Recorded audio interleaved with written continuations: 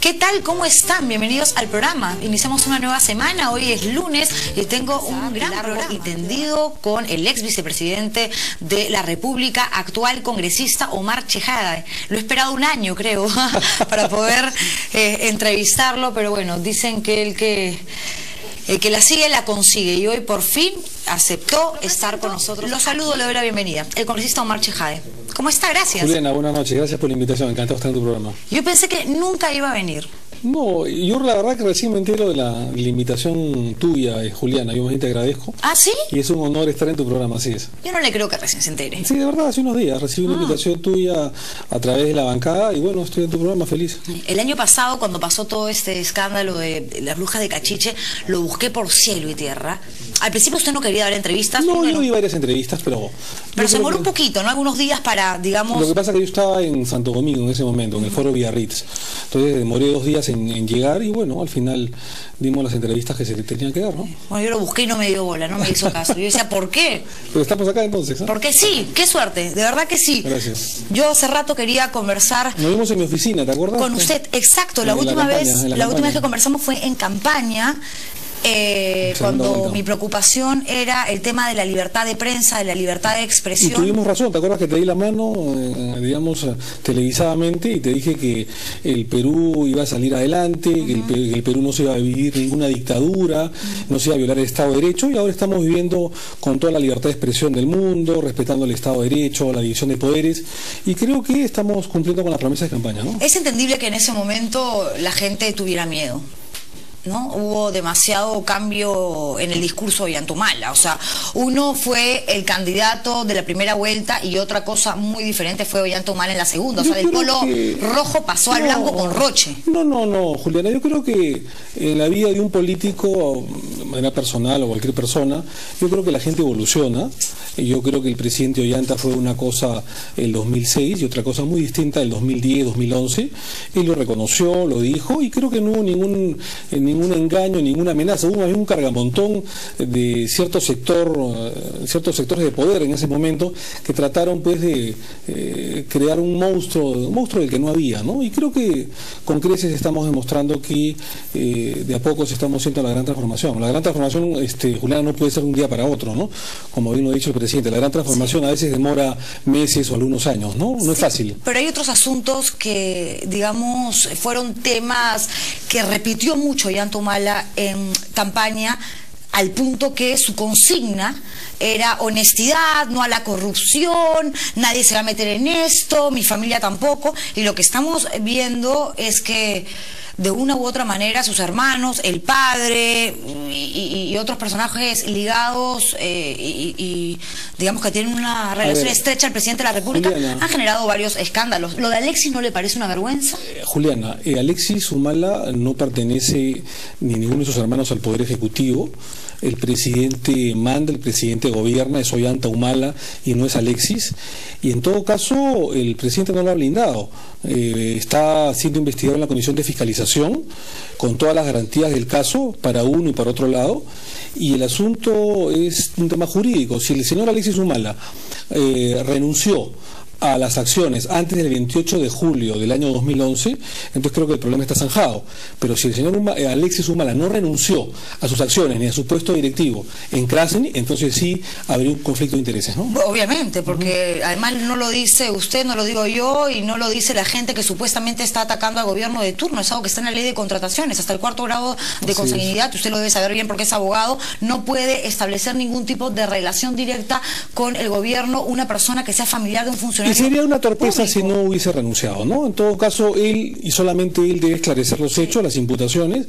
La otra es, fue a declarar a la Comisión de Fiscalización. Pero no dijo nada de las acciones de Krasny. Y en todo caso, hay 16 legisladores dentro de la Comisión de Fiscalización que se encargarán de investigar con todas las garantías y dictaminar. Y si él ha cometido alguna infracción, será denunciado. No lo sé, porque en una última encuesta, menos la gente no considera que eso esto pueda suceder. La mayoría de gente, la última encuesta de Datum que presentamos justamente la semana pasada, cuando se le preguntaban a las personas que participaron en esta consulta, en esta encuesta, si pensaban que Alexis iba a salir libre de polvo y paja en caso se confirmara que hasta ahora es accionista de la empresa Krasny, la gente decía sí, el gobierno lo va a blindar. Y esa es la sensación que tiene la gente de lo que sucedió con usted, que la bancada de Gana Perú lo blindó. No me blindaron, yo fui sancionado por un error político, no por un hecho delictivo ni mucho menos, por un error político en ética por 120 días. Me pareció injusta la sanción,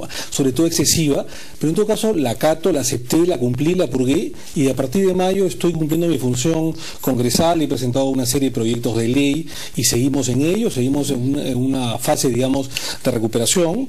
Los congresistas o los políticos, Juliana, no somos robots, nos podemos equivocar, somos perfectibles, no somos perfectos, y estamos llanos, sobre todo los nuevos, ¿no?, a veces pagar derecho de piso. Yo lo cumplí y estoy con la conciencia en paz, Juliana. ¿Le parece que fue injusta la sanción de 120 días? Me parece que fue excesiva. ¿Por qué? Porque no se analizaron los argumentos de descargo. Pero en todo caso ese es un tema que ya sucedió.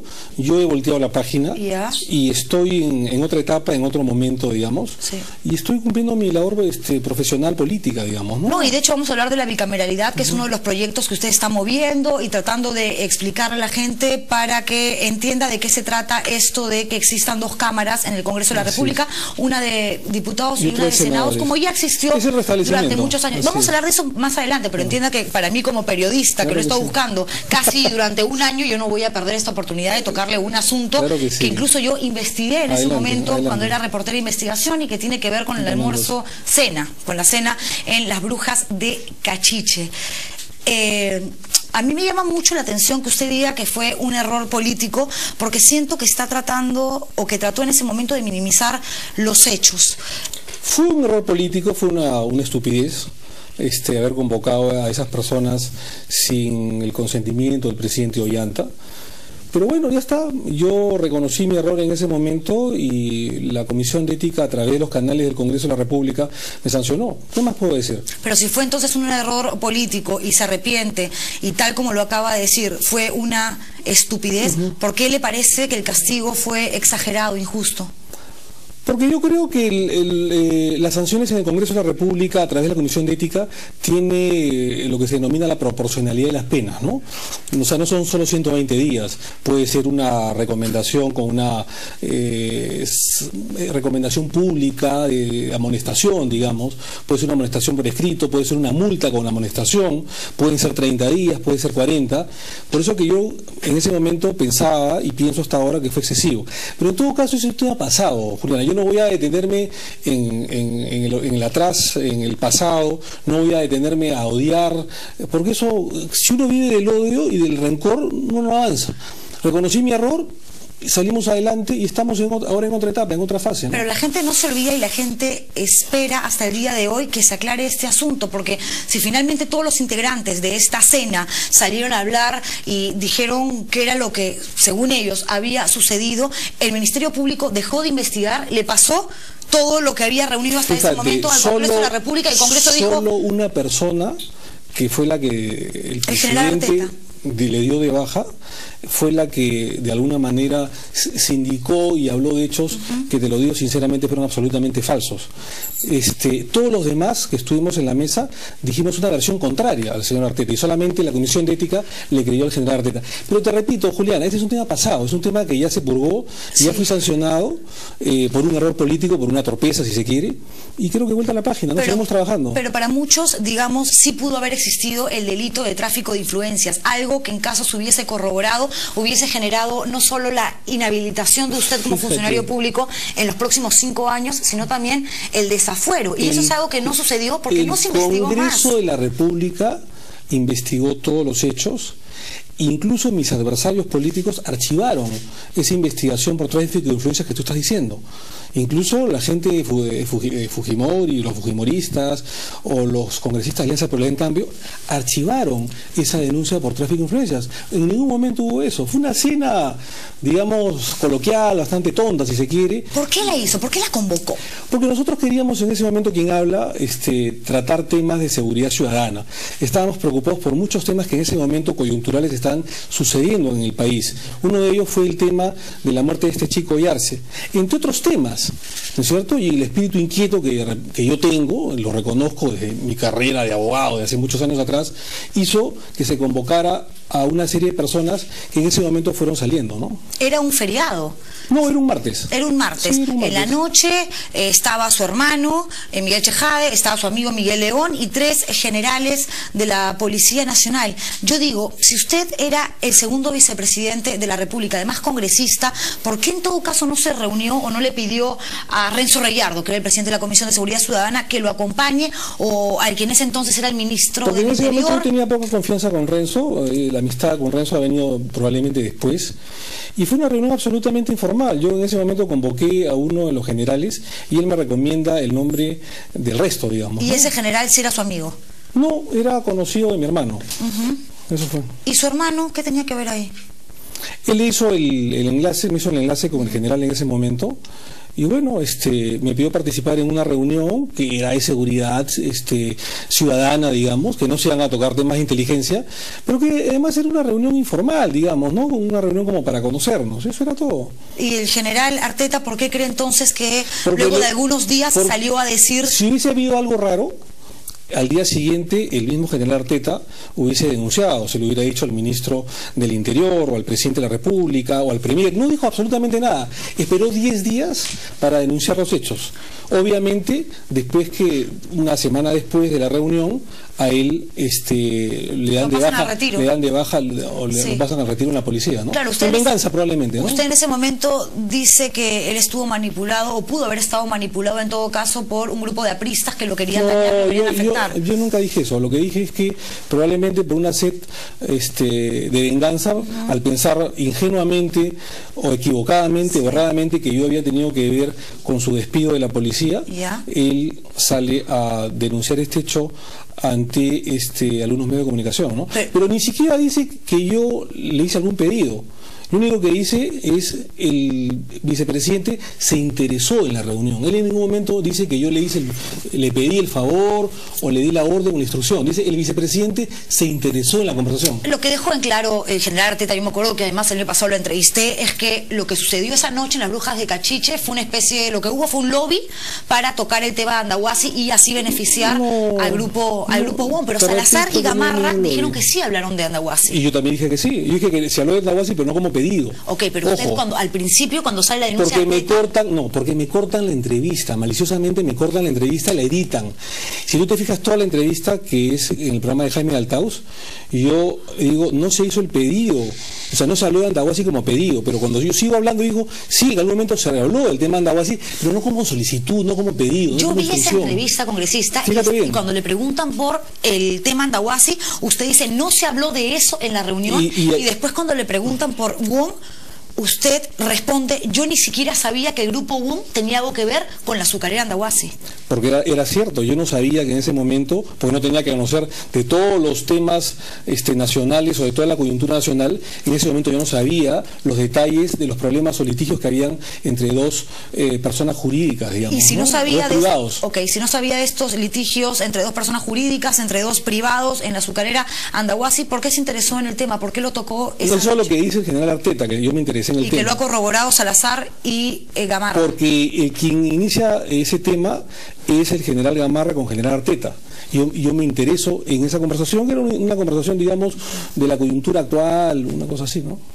Vamos a una pausa, ¿le parece? Claro que sí. Vamos a regresar hablando de este tema, de otras cosas, de su relación ahora con el presidente de la República, con Ollantumala. Ustedes eran uña y mugre. Yo no los he seguido, a mí me tocó seguir a Ollantumala en campaña y los veía así, muy pero muy unidos, y no solo con él, sino también usted tenía una muy buena relación, no sé si la tendrás el día de hoy con la primera dama, con Nadine Heredia. Claro que sí. Regresamos con eso. Hablamos de eso, claro. Perfecto, vamos entonces a una pausa comercial y regresamos. Estoy conversando con el ex vicepresidente y congresista. Señores, seguimos aquí en el estilo Juliana conversando con el congresista Omar Chejade. Estamos hablando antes de la pausa comercial, congresista, de esto de las Brujas de Cachiche. Siempre quise hacerle esta pregunta. ¿Quién pagó la cuenta? La pagué yo. Sí. Y le habrá salido cara, ¿no? Porque se comió harto anticucho, ¿no? No, era un piqueo criollo o algo así, ¿no? Sí. ¿Y pidió factura? O sea, fue a nombre de... No. Como persona, digamos, natural. Sí. O sea, estaba interesado en esa reunión, era algo convocó. Pero si yo invito, pues tengo que pagar yo, no va a pagar el vecino, ¿no? Pero que era tanto interés por el asunto de seguridad ciudadana como para hacer una de muerto, porque por último si era algo relacionado directamente a su chamba, que para el Congreso. ¿No? Mi labor siempre, Juliana, quienes me conocen en mi labor de abogado, siempre ha sido reunirme con muchísima gente, ¿no es cierto? Pero cuando tú entras en política a veces tienes que tener cuidado, ¿no? Y bueno, no tuve cuidado, digamos, debí tener ciertos filtros, digamos, en ese momento. Pagué derecho de piso, pagué noviciado, pero ya está, Juliana, como te vuelvo a repetir, este es un tema que para mí es periódico de ayer, como diría el cantante Héctor Lavoe, ¿no? Pero periódico de ayer porque el Congreso decidió no hacer más y el Ministerio Público también. Para muchas personas, y esto lo debe saber usted porque además es un hombre bastante inteligente y que tiene hartísima experiencia en el tema, por ejemplo, anticorrupción, porque ha sido procurador, porque ha sido el encargado de extraditar a Fujimori y sabe que la gente no le cree. O sea, si yo hago una encuesta, le aseguro, y le digo, escríbanme al Twitter y díganme, por ejemplo, si creen que Omar Chejade miente o dice la verdad, la mayoría de gente hay de todo, me va a decir Juliana, hay que de no. todo, Juliana. Yo te digo una cosa, se hizo un cargamontón en ese momento. Muchos congresistas me decían, no quiero decir nombres, que si yo hubiese pertenecido a una bancada de oposición o si hubiese pertenecido a otra bancada no hubiera pasado nada. Pero claro, en ese momento era oficialista, era cercano al presidente Ollanta y además era el vicepresidente de la República. Entonces, todo ese tema alrededor generó una expectativa mediática, digamos, ¿no? Pero bueno, ya está. Bueno, se aprende de los errores, ¿no? También que el denunciante, el general Arteta, es una persona que tiene un currículum, una historia dentro de la policía intachable. No sabemos, hubo una serie en el canal que tú trabajaste, sí, en el canal 2, sí, hubo una serie de denuncias que yo no sé si serán verdad o mentira. No, yo por eso no las hice, ¿sabe? Porque la investigué, yo investigué ese caso y al darme cuenta de que no tenía asidero mucho de lo que se decía, dije, eso no lo sé, pero yo no puedo quemar las manos o poner las manos al fuego por nadie, ¿no? La verdad que no lo sé. ¿Y usted cree que la gente sí puede poner las manos al fuego por usted? Pues mucha gente sí que me conoce, ¿no? Sí. Así es, muchísima gente. Sí. Sí. Su vida familiar, su entorno más íntimo. Yo, Julián, y tú lo sabes perfectamente, he tenido una carrera intachable. Nunca he tenido un proceso judicial, ni una denuncia, ni absolutamente nada. Es que este fue el primer caso, digamos, que mucha gente, incluido el fujimorismo, me pasó factura, ¿no? Por todo el tema, cuando yo trabajé en la Procuraduría, la extradición de Fujimori, mis declaraciones, el aprismo iba a integrar la megacomisión y le iba a presidir contra Alan García, y todo eso me pasó factura. Yo eso lo tengo clarísimo. Sí, pero bien, eso no es momento, como se dice, de hurgar el pasado, ¿no? Lo tomo como una experiencia que me va a servir seguramente, ¿no? Lo que acaba de decir es cierto, por eso a mí me sorprendió muchísimo, porque yo lo conozco a usted hace mucho tiempo, usted sabe perfectamente cuál es mi posición con respecto a Alberto Fujimori, claro que lo que opino de ese gobierno, las cosas que he encontrado durante las investigaciones que he hecho, e incluso tengo un libro firmado por usted cuando cuenta el asunto de la extradición, y le voy a ser absolutamente honesta, a mi estilo. A mí se me cayó usted cuando pasó esto de las brujas de Cachiche. Dije, ¿cómo es posible? Estamos hablando de Omar Chejade. O sea, una de las razones incluso por la que mucha gente apostó por Ollanta Humala, a pesar de la desconfianza que generaba como candidato presidencial, fue porque usted estaba al lado. La gente decía, oye, el ex procurador lo está apoyando, es Chejade. Bueno, es un buen aval. Y de pronto, toda esa gente, incluida yo, nos sentimos defraudados, decepcionados. Y por eso te digo que estoy con la conciencia tranquila, con la conciencia en paz. Sé que cometí un error político, una imprudencia, yo ya lo dije, ya lo pagué. Y eso se aprende, Juliana. Yo no estoy para odiar o para vengarme de la gente. Mucha gente me dice, véngate de la gente que te hizo daño, de la gente que te acusó, que te denunció, que te sancionó. No, no tengo por qué hacerlo. Al contrario, yo creo que es momento de consensuar con la gente, de concertar, incluso con los grupos de oposición, incluso con los fujimoristas. Yo no tengo ningún problema con nadie. ¿Y tiene una buena relación con esa gente de oposición hoy en día en el Congreso? Con muchos sí, ¿no? Con muchos gente de oposición, con muchos fujimoristas, o con algunos fujimoristas, con gente de Alianza por el Gran Cambio, en fin, yo no tengo ningún problema. ¿No se siente un muerto político? En política no hay cadáveres, Juliana. ¿Qué hay? Y mucho menos cuando uno, como quien habla, tiene la conciencia en paz, tiene la conciencia tranquila, de que erró por inexperiencia política, lo reconocí 1000 veces, y porque de alguna manera estoy saliendo de a pocos adelante después de un siniestro, porque lo que sucedió fue un siniestro, digamos, ¿no? Si no hay cadáveres políticos, ¿qué hay? ¿Qué es lo que sucede cuando una persona que tiene una conducta intachable, por decirlo de alguna manera, y no tiene antecedentes ni penales, ni judiciales, ni algo que le genere vergüenza en su currículum, en su hoja de vida, por decirlo de alguna manera, ¿Qué es lo que sucede entonces cuando pasa algo como lo que le pasó a usted? Hay personas que se reconcilian con uno mismo, se reconcilian con la nación, con su familia, con su esposa, como en mi caso, y que tratan de recuperarse, de no mirar atrás. Solamente miras atrás, solamente para darte cuenta de tus errores y para poder tener cuidado la próxima vez. Eso sí, pero miras siempre para adelante. Sí. Y salir adelante, de trabajar por el país, de trabajar por mi familia, por mí mismo, ¿no? Es que ¿sabe lo que pasa? Quizás lo que las personas, la gente, el público en general hasta ahora no termina de entender, es decir, el círculo no se termina de cerrar cuando uno analiza la clase de invitados, de participantes de esta cena en las Brujas de Cachiche. Por un lado su hermano, su íntimo amigo Miguel León, que en una entrevista en IDL Reporteros dice que sí se tocó el tema Andahuasi. Lo cual también yo dije, ¿no? Que hay 5 testigos del Potao que dicen que su hermano y, según IDL Reporteros, y Miguel León fueron al día siguiente. Testigos puestos por el mismo general, amigos de él y con versiones totalmente contradictorias, ¿no? Por eso es que al final la comisión me absuelve de los casos, ¿no? Pero bueno, finalmente 3 generales: Arteta, el general Gamarra, que vino de Tumbes y extrañamente a los 2 días se regresó a una cita médica. Supuestamente para ir al dentista. Bueno, pero todo no puede ser supuestamente, o sea, todo no puede ser generado por la sospecha, ¿no? Es que a mí me hubiera encantado hablar de cosas concretas, pero el Congreso no terminó de investigar. Y el Ministerio Público también no, congresista. Si hubiese sido, yo creo que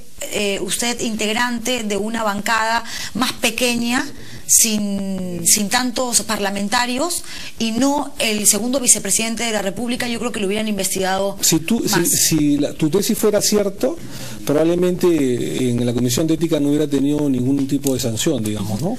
Y no fue así, o sea, no hay que ser injusto en el tema, ¿no? Yo creo que la Comisión de Ética hizo su trabajo, a mí me pareció exagerado, pero lo he acatado, lo he cumplido, ¿no? Y creo que volteamos la página y seguimos trabajando por el país, ¿no? Eso es lo más importante. Y cuando se acabe este periodo suyo como congresista, ¿le gustaría volver a postular, seguir, digamos, en el tema político, o prefiere dejar este capítulo de lado, ponerle punto final ahora sí para siempre y dedicarse a su carrera como abogado, donde le iba bastante bien? No lo sé, Juliana. Yo creo que esa decisión la tomaré familiarmente, probablemente cuando falte un año o 6 meses para que acabe mi periodo, ¿no? Yo creo que el pueblo peruano me ha dado un mandato que es servir al país durante 5 años, que es fiscalizar, que es legislar, que es representar al país, y lo voy a cumplir con todo el esfuerzo y con toda la humildad del caso, ¿no? Más allá de su posición como político, ¿las Brujas de Cachiche marcó un antes y un después en la vida de Omar Chejade? Sin duda alguna. Sin duda alguna. Sería necio en decir que no. Yo creo que las personas que se caen y no aprenden de sus errores, seríamos pues torpes, necios, ¿no? Yo creo que sí, efectivamente. Yo creo que eso me sirvió para reflexionar en los 4 meses de suspensión, de unirme con mi familia aún más. Y creo que sirve ver el pasado, ver el presente. Yo creo que sirve. Hay un escaneo político, digamos, de la gente que confió en uno, la gente que lo apoyó, y la gente que también de alguna manera me dio la espalda, ¿no? Sin sentido muchas veces, ¿no? Dentro de ese grupo de gente que le dio la espalda está el presidente de la República, y su esposa. No, en absoluto, ¿no? Ellos hacen su trabajo, y yo los comprendo. Y por supuesto que los apoyo de manera incondicional, ¿no? Yo creo que ellos están haciendo un buen trabajo. Hablo del presidente de la República, su esposa como un sostén espiritual, moral, digamos. Sí. Más, ¿no? No, yo creo que es sostén, es calzón, es pantalón, zapatilla, blusa, es todo. Yo creo que mucha gente cae en cierta, no es tu caso, pero a veces mucha gente cae en mezquindades, ¿no? Yo creo que la primera dama está haciendo un buen trabajo. Antes de ser la primera dama, es esposa del presidente de la República. Cuando yo tuve esa caída, Juliana, lo puedo dar mi fe, un testimonio de fe personal, fue mi esposa la que me levantó, digamos, ¿no? Fue mi sostén espiritual, moral, ¿no es cierto? Y yo creo que el presidente de la República tiene muchísimos más problemas de lo que puede haber tenido Omar Chejade, muchísimo más. Y es la esposa la que en los momentos difíciles se faja por él, lo ayuda, es su apoyo, ¿no? Y si solamente, digamos, es el apoyo, el aval, el soporte emocional y moral, ¿por qué en su Twitter, cuando sucedió esto, el escándalo protagonizado en las Brujas de Cachiche, publicó, tan difícil es caminar derecho, que además quedó clarísimo que era un mensaje directo así a la vena para usted. Yo he dicho en repetidas oportunidades que ese mensaje no fue para mí, porque la primera dama me conoce bastante bien, pero independientemente de eso, sí es difícil caminar derecho. Para toda persona, para todo político, para todo ciudadano, siempre va a ser difícil caminar derecho. ¿Por qué? ¿Por las ansias del poder? ¿Por generar plata? Por las ansias del poder en muchas personas. No solamente el poder, no solamente hablo de políticos, de personas en sí, ¿no es cierto? Yo creo que hay que controlar sus demonios internos. Quienes somos cristianos y rezamos el Padre Nuestro, en algún momento decimos, Señor, líbranos de todo pecado y líbranos de toda tentación, fundamentalmente. Es ahí donde está el realce de la fuerza espiritual de cada persona, para que con su cristiandad, su fe y su fortaleza controle esos demonios, ¿no? ¿La azucarera Andahuasi fue una tentación para usted? No, te vuelvo a repetir que en ningún momento hubo un tema de pedido o algo por el estilo, ¿no? En lo absoluto. Pero la segunda vicepresidencia, en todo caso, este cargo tan importante que tuvo durante poco tiempo, pero finalmente lo tuvo, hizo que de pronto despegara demasiado los pies del suelo y alucinara y quisiera más poder y asumiera una actitud que hoy quizás desconoce. No, en lo absoluto. Lo que sí vi en su momento mucha envidia, ¿no? Eso sí lo pude ver. Y lo vi cuando tuve este problema de público conocimiento, y mucha gente pues que en ese momento sacó los puñales, ¿no? Ahí sí lo pude ver mucha rabia, mucha cólera aguantada, y mucha gente, y hay que decirlo, que me pasó factura, ¿no? Mucha gente del fujimorismo, o del aprismo incluso, que de alguna manera se tomó venganza con un hecho que no lo volvería a repetir, porque repito, fue un error político, pero que no va para más, ¿no? ¿Quiénes son esas personas? No, hay que olvidarlo, ¿no? Sí. Hay que voltear la página, sí. ¿Con Nadine Heredia qué relación tiene ahora? Bueno, hace algunas semanas estuve en Palacio de Gobierno saludándolo por 28 de julio, tanto al presidente como a la primera dama. Yo he sido y soy amigo de ellos, como tú bien lo has dicho. Después hemos estado reunidos en bancadas algunas semanas. Mi reunión es absolutamente normal con ellos, ¿no? Ollanthumala nunca lo sentó apelando a esta amistad más allá del tema político y le dijo: Omar, nosotros somos amigos, somos patas, ven acá, siéntate y dime qué miércoles pasó. El mismo día que salió este tema en los medios de comunicación y que yo bajaba las escalinatas del avión, lo llamé por teléfono, me senté con él en Palacio de Gobierno y le dije cómo habían sido las cosas, ¿no? ¿Le creyó? Me comprendió, sí, pero obviamente me dijo que esto había sido una estupidez, pues, ¿no? Una torpeza de mi parte, y yo se lo reconocí, ¿no? ¿Siente que le creyó?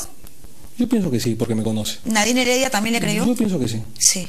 Vamos a una pausa, ¿le parece? Hay que hablar de la bicameralidad. Sí, vamos a regresar con eso, por supuesto, pero yo tenía que dedicarle mínimo 2 bloques al asunto. El que tú quieras. Lo estoy esperando casi un año por esta entrevista. No tanto, ¿no? ¿Y usted está medio molesto, incómodo o no? No, para nada, estoy feliz contigo. Claro. Sí, bueno, me alegro, porque yo decía, como le comentaba al inicio de la entrevista, que nunca iba a estar acá en una entrevista a usted. Decía, no, que va a venir Omar Chejade. No, nada teme, Juliana. ¿Por qué se demoró tanto?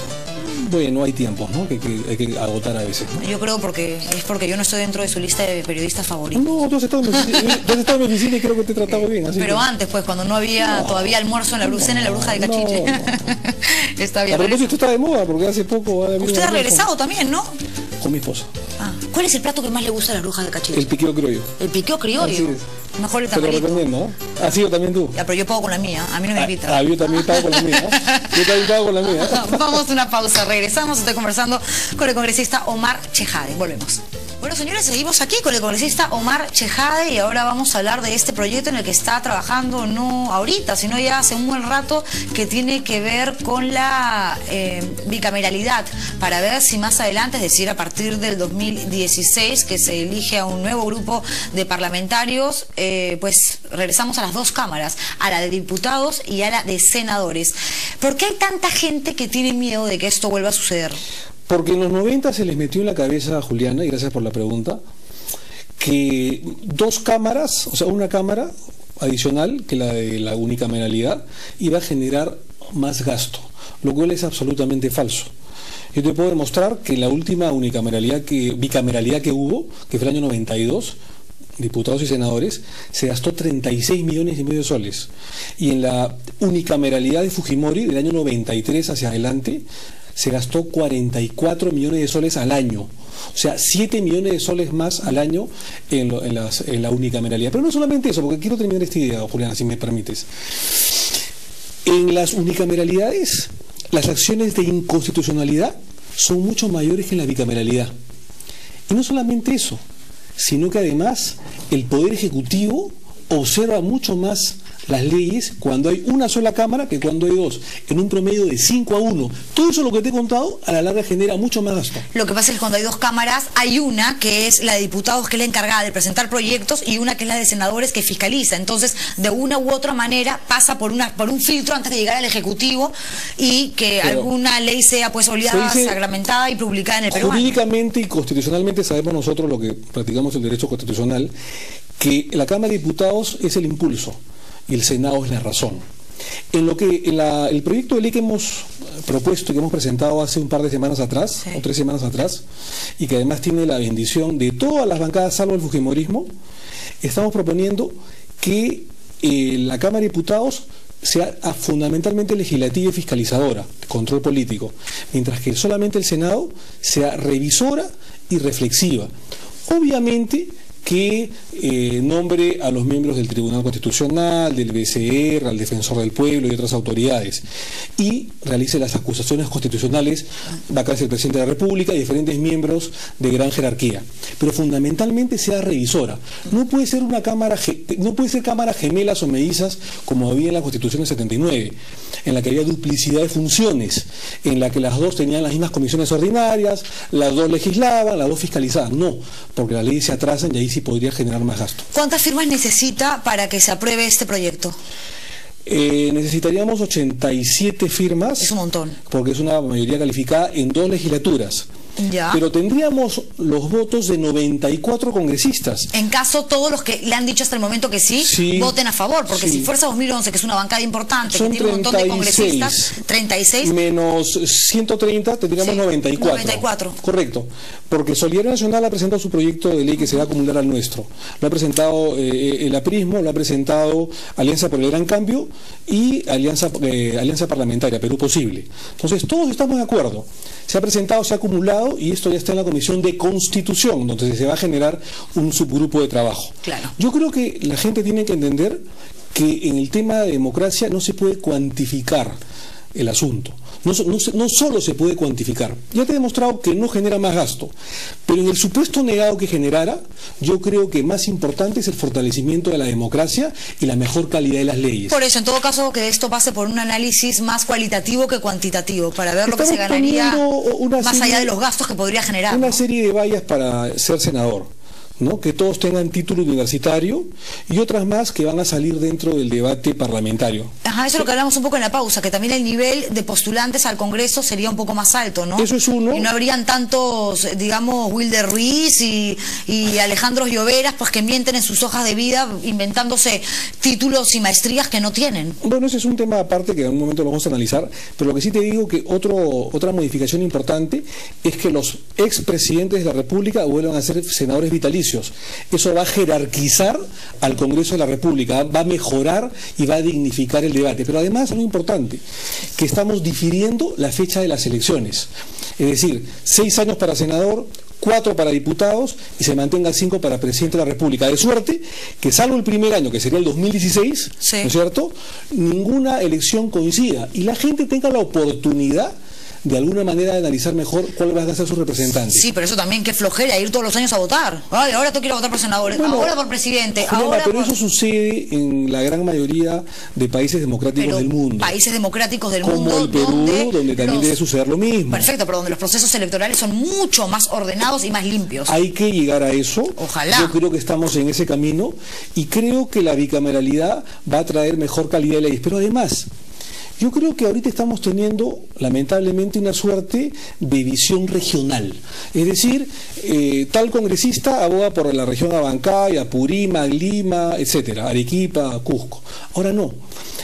la Cámara de Diputados la mantendríamos con una visión regional y la Cámara de Senadores con una visión nacional, global del país.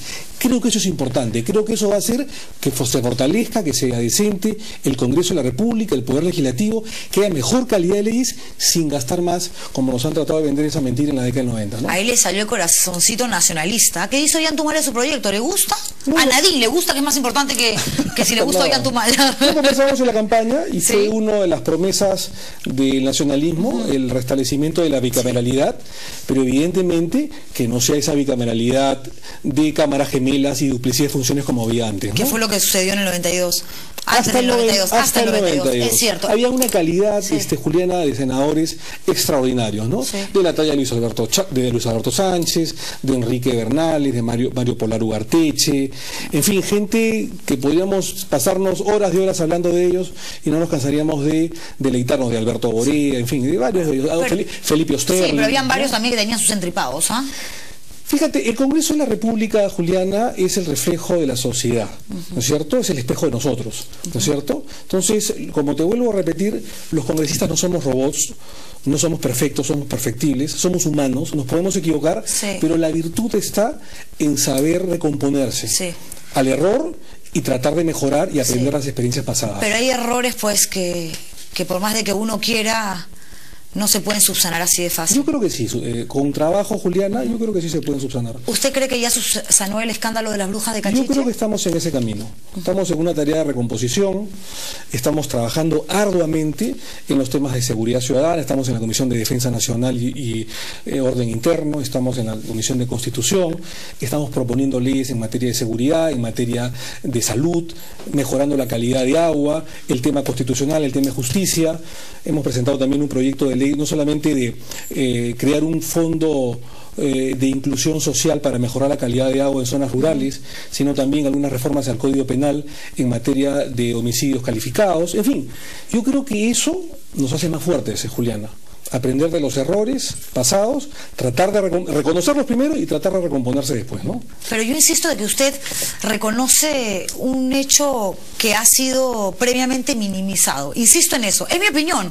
Ya no le estoy haciendo acá una pregunta como periodista, sino una opinión como alguien que, usted lo sabe, en algún momento confió mucho en su trabajo, sobre todo cuando se encargó de la extradición de Alberto Fujimori, y varios políticos lo tenían en la mira por lo que eso significaba para nuestra democracia. Y eso es algo que yo le comenté en algún momento, lo felicité por eso, y usted me regaló un libro incluso firmado, pero yo no le voy a engañar. Cuando pasó la bruja de Cachiche, y se lo repito, usted se me cayó y yo dije, no, Chejade, y ya fue. Pero no hay que vivir de odio, Juliana. No, pero incluso, tampoco hay que perder la memoria. Me refiero al fujimorismo, ¿no es cierto? Yo creo que el fujimorismo en la década del 90 tuvo cosas también positivas en el tema de la lucha contra la subversión. Hubieron excesos, hubieron crímenes que se han purgado y hay gente que está debidamente en prisión. Se ha vuelto buena gente usted, pero ¿no?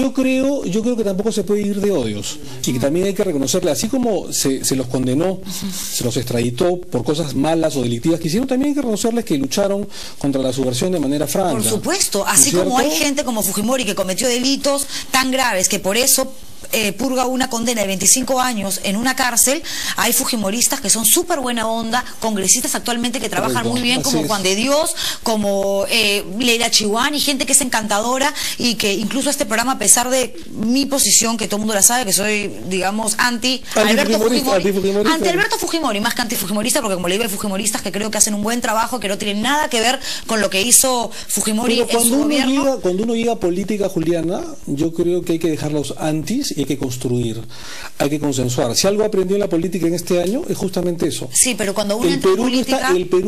la agenda del Perú no está para esas cosas. Sí, pero... La agenda del Perú no está para vivir de odios ni del pasado. La agenda del Perú está para darse la mano, para consensuar y salir adelante, incluso con los opositores. Pero la agenda del Perú tampoco está para cometer errores como el que usted ha asumido y ha aceptado que cometió al ir y al reunirse con este grupo de generales, su hermano y su amigo en la bruja de Cachiche. Y ya pagué esa sanción, que fue una sanción política, fue un error político, ya lo pagué, lo acepté y punto. ¿Cuál sería la solución que tú haces entonces? No, nada, yo creo que la investigación debió continuar. Si me pregunta, yo le digo, esta investigación tenía para rato, y mi posición, en todo caso, lo que yo considero, porque investigué el tema, porque nadie me lo ha contado, es que sí fue blindado por su bancada y por otros amigos parlamentarios. Soy sincero, no hubo ningún tipo de blindaje. Si hubiera habido algún blindaje, no hubiera sido sancionado la Comisión de Ética a la pena máxima de 120 días, que yo la consideré excesiva, pero ya está, ya pasó. Pero bueno, vuelta a la página, sí, claro. Estamos trabajando, estamos de alguna manera cumpliendo las promesas de campaña. No hay que vivir de odio ni de rencores. En todo caso, hay que salir adelante. En todo caso, congresista, yo voto como cualquier persona en este país. Y evidentemente, si a mí me pregunta si usted postula en el 2016, si votaría por usted, le digo la verdad que no, pero yo no soy ese público al que tiene que convencer, porque soy periodista y mi trabajo es hacer las preguntas, las cómodas y las incómodas. Lo que quiere decir que has votado por mí en 2011. Sí, claro que sí, porque además usted sabe que yo confiaba mucho en usted. Desgraciadamente ya no confío. Ahí está su chamba, recuperar la confianza. No mía, sino de la gente, del público, del peruano de a pie, que también se sintió decepcionado. La confianza se recupera con el trabajo. Y con el tiempo. Yo, sí, con el tiempo. Yo tengo mitad de sangre árabe y mitad de sangre yacuchana. Mi madre hace unos años falleció lamentablemente yacuchana, de Huamanga, y mi padre de origen palestino. Entonces tengo esa sangre guerrera. Y yo no voy a desmayar, Juliana, hasta salir adelante y recomponer algo que en algún momento se perdió o se tuvo algunas dudas. Yo estoy seguro que con esfuerzo, con trabajo, con dignidad, con honestidad que siempre le hemos tenido, vamos a salir adelante. Muchísimas gracias por haber estado Juliana, aquí. Encantado de estar en tu programa. De verdad, gracias, porque yo me imagino que para cualquier invitado no debe ser fácil estar frente a una persona que le hace preguntas también incómodas. A veces es mejor elegir a periodistas que son un poco más amables, ¿no? Por decirlo de alguna manera. La democracia es eso, Juliana, y creo que tú has estado muy bien, has hecho tu trabajo, tu papel, me has preguntado lo que has querido y estoy muy cómodo en tu trabajo, te soy bien sincero, con esta entrevista el día de hoy. Y creo que si me sigues invitando voy a seguir viniendo toda la semana. Ah, qué bueno. Eso quiere decir que ante cualquier otra situación puede estar aquí usted sentado. Claro que sí. Pero que no sea un almuerzo criollo o una cena criolla, por favor. Invítame a comida árabe entonces. ¿Pero qué? ¿No a qué? ¿Para hablar de qué? ¿De Adahuasi? No. Está hablando de la bicameralidad. Ok, vamos. No voy a ir a almorzar con ustedes. Eso se lo pregunto acá. Lo conversamos acá, frente a cámaras. Gracias. Gracias, Julián. Encantado. He conversado con el congresista Omar Chejade, señor.